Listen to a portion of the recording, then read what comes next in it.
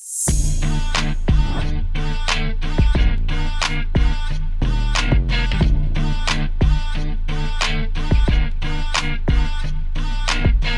all in. What's up, everybody? We're back to a Thursday afternoon session here at Resorts World. They became my favorite poker room in Vegas. Great staff, great people, soft field. They always have plenty of cash game tables. And just to make it clear, I'm not getting a single dollar to say that. It's just what I believe.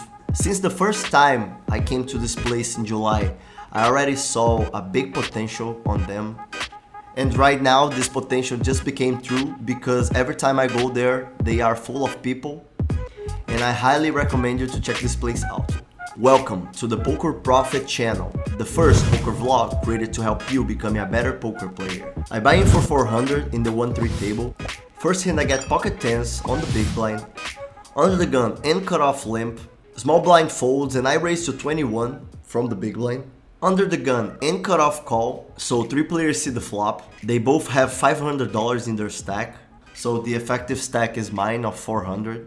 Flop is a great one, king 10-5 with 2 clubs. I got middle set. I played many hands with the guy in the other side of the table, and I'm really confident he's gonna call me pretty often. I see bet 31, around half pot.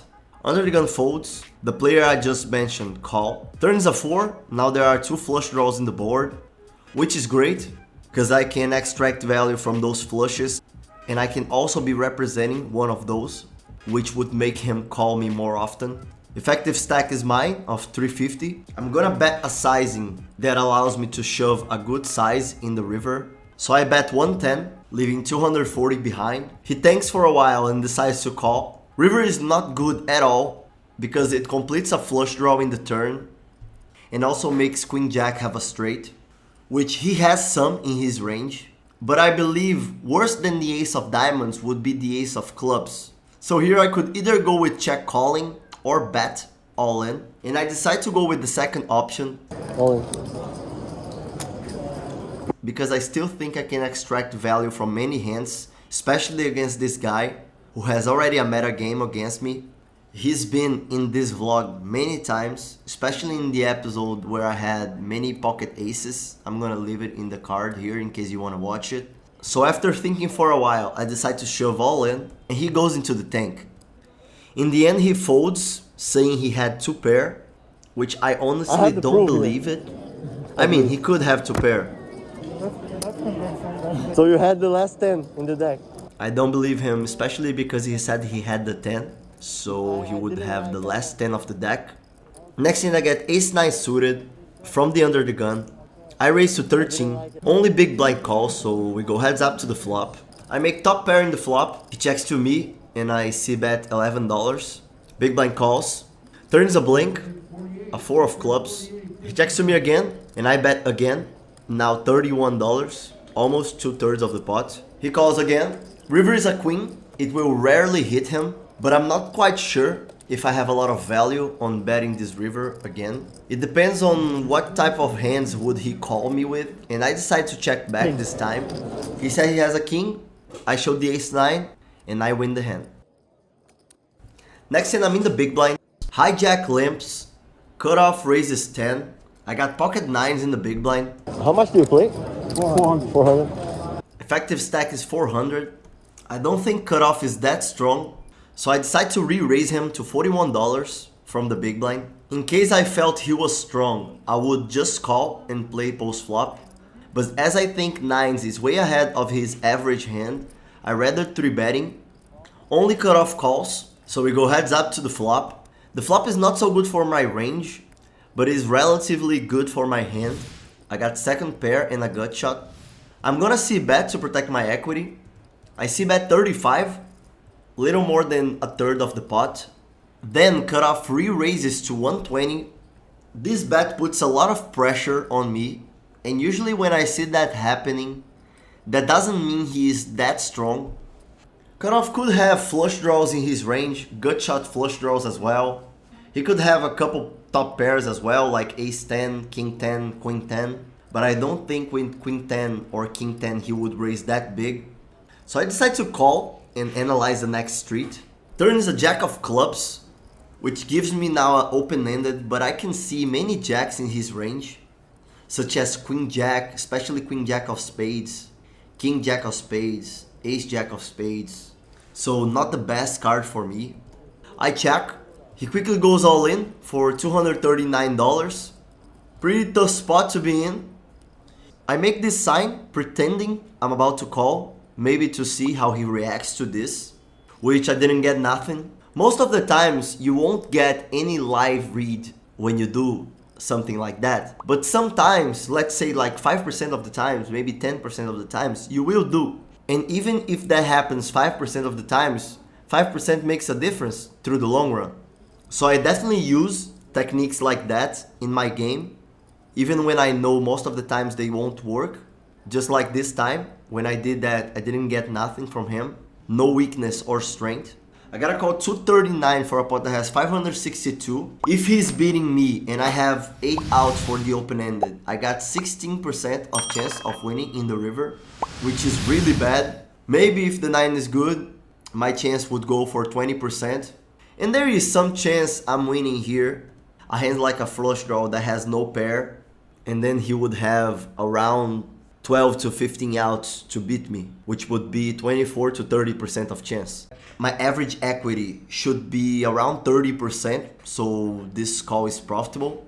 Pretty close spot here, because I believe worst case scenario I have 16% of chance of winning. And this scenario probably would happen pretty often, so it would be a really bad call. Let's say if he had Ace Jack of spades, or Queen Jack of spades, or King Jack of spades. In this scenario, I would be playing for 7 outs, which is 14% actually. And I believe most of the times that was the scenario I would find with the call.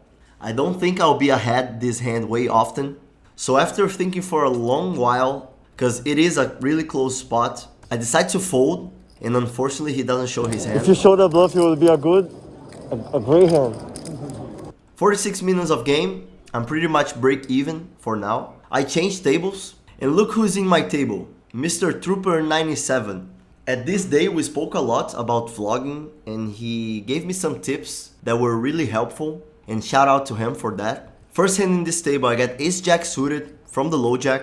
I raised to 13, only button calls, so we go heads up to the flop. Flop comes King 9-4 with 2 diamonds. I got a nut flush draw, and I got many kings in my range, so I'm definitely gonna keep betting. I bet $15, half pot, button calls, turns a queen of clubs. He has 124 in his stack, and I decide to keep putting pressure on him, betting again. I totally have hands like ace king, king queen in my range, aces as well. So I decide to bet a sizing that I would make with those hands, which is half pot again. And then he does the exact last thing I wanted him to do, which is shoving all in. Now I'm at a really close spot, because I gotta call $94 for a pot that has 214. And most likely I'm playing for the diamond, for the 10, and maybe for the ace. So I would have in average around 12 to 15 outs to win this hand. For this call to be profitable, my average equity will have to be around 28. And 12 to 15 outs is around 24 to 30%. So it's really close. This call I'm pretty sure is really break even between calling or folding, like both plays are really close to the same EV. And as I'm a poker vlogger, and just like Rampage says, folding is boring, especially folding a hand with so much equity like Ace Jack of diamonds with 2 diamonds and King Queen in the board. I decide to call. River is a 10. He shows King Queen really fast. I show him the bad news. In the end, against his particular hand, I had 11 outs, so that's 22% equity. So the fold would be slightly the best play, but again, the difference is not that big. We're talking about a 5% difference in a pot that had $308, so that's around $15 difference. Still, the best play would be a fold, and that's what I should do. And we go to the next hand. Next hand, I get Ace Queen offsuit from the big blind. 2 limpers. I'm gonna raise. I raised $22. Only cutoff calls. Flop is King 6-6 with 2 hearts. SPR is pretty close to 1-1. So I decide to c-bet a sizing that I would find a fold in case he shoves all in. But I also can protect my equity because most of the times I will still be winning here with ace high. So I bet $15. In case he shoves, I'm gonna fold, which doesn't happen. He folds and I win the hand. Next hand, I'm in the cutoff with pocket kings. Trooper 97 raises to $15. We were being pretty friendly at the table, so I really considered about just calling, cause a 3-bet would show a lot of strength. Don't forget that I'm under the gun. Especially against Trooper that is really tight, and I wouldn't be 3-betting him that wide. Like, I'm really value heavy here. But I decided to play straightforward and 3-bet. I 3-bet to $45, 3x of his raise. He folds. Man, I almost just called to trap you, but I like you. Kind of a weird spot to be here. I lied and said I folded Queen Jack. Just for the vlog.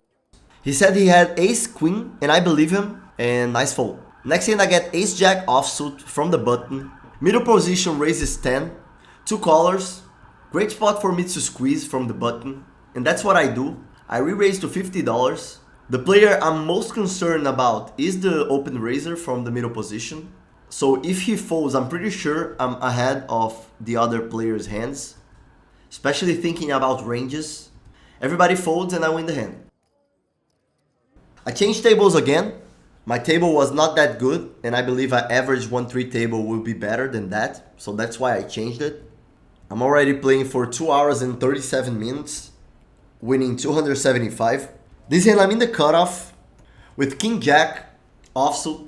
Middle position raises 15. Low Jack calls. In this spot, I could really go with either 3-betting, calling, or folding. I believe that out of those 3 options, the one that I like less is just calling, because King Jack is a hand that is dominated by many things and also doesn't develop so well post-flop, especially offsuit. And when I just get to a table, one of the things I try to do is build a loose image for myself. So because of that, I decide to squeeze and 3-bet to $55 in position. I have no information from the players. Middle position folds. He was the one I'm most concerned about. Nobody told you. What is this? What? Nobody told you. Get. Get. With hot, right? Yeah. They both fold and I win the hand. Next hand, under the gun straddles 6. Middle position raises 12. And I see myself in the cutoff with ace jack offsuit. In this spot, I could go either with a call or a re-raise. And with a hand like ace jack offsuit that doesn't develop so well post-flop, I'd rather 3-betting and beat the aggressor in position instead of letting him beat the aggressor. So I 3-bet $43. If I had a hand like queen jack suited, king jack suited, even king queen suited maybe, I would flat a little bit more often because they develop better post-flop. But ace jack offsuit is not one of those hands, so that's why I re-raise here. Everybody folds and I win the hand. Next hand I'm in the hijack with ace queen offsuit. One limper before me. I raise to 15. Only limper calls, so we go heads up to the flop. Flop is ace jack 4 rainbow. Great flop for me. He checks to me. I see bet 15. He calls. Turn is a 6, a blank. He checks to me again, and I'm gonna bet again. Now I bet $28. He calls again. River it completes the flush in the turn, but I have the ace of hearts, which is a really relevant information. He checks to me again, and now I'm gonna bet again. I bet $60, half pot. The way I played, I'm pretty face up, I'm representing an ace, but I still think he would call me pretty often, especially with the loose image I have in the table. He folds and we win the hand.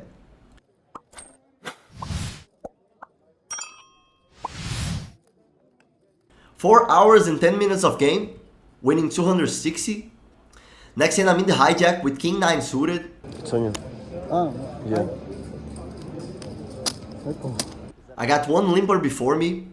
I raised to 13 in position. Then he re-raises $100 and of course I'm gonna fold. It's already late. Tomorrow I have a soccer tournament from poker players that are in the World Series of Poker. Otherwise I would play more because this table seemed to be pretty good.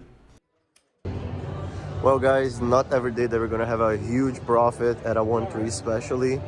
But little by little we're making progress. Playing good, playing better than them, that's the most important part. And yeah, happy with how I played today. 5 hours and 21 minutes, profit 267, which is pretty fair by the way I played. And the other day we came to this tournament, pretty great organization. Our team was pretty good. There were other pretty good teams as well in this tournament. A friend of ours made some footages of us playing, and that's what you're seeing right there. There's a pretty relevant chance I was one of the top scorers in this tournament because I made 5 goals in 4 games that I played. We got to the semi-final playing against Argentina. The game was on fire. I don't know if you know, but Argentina versus Brazil has a big rivalry. If some of you are Argentinian, I really have to say something. Man, you guys are dirty as fuck inside the pitch, you know. The game started 1-0 for us, and then they started hitting me a lot, guys. Like they hit me a lot, and that's fine. It's soccer. They got some red cards, and then they made 1-1. Then they made 2-1. There was 4 minutes to finish the game. I scored again, 2-2. Then one of our players scored again, 3-2. And then when there was 40 seconds left, those guys scored again, so 3-3. And then we went to PKs, and I was the first one to shoot the PK, and unfortunately I missed the PK, and I'm embarrassed to say that because I was the only one who missed the PK. So it was 3-2 in the end in PKs, and I missed it mine, and we were out. And that's the story I have to tell you.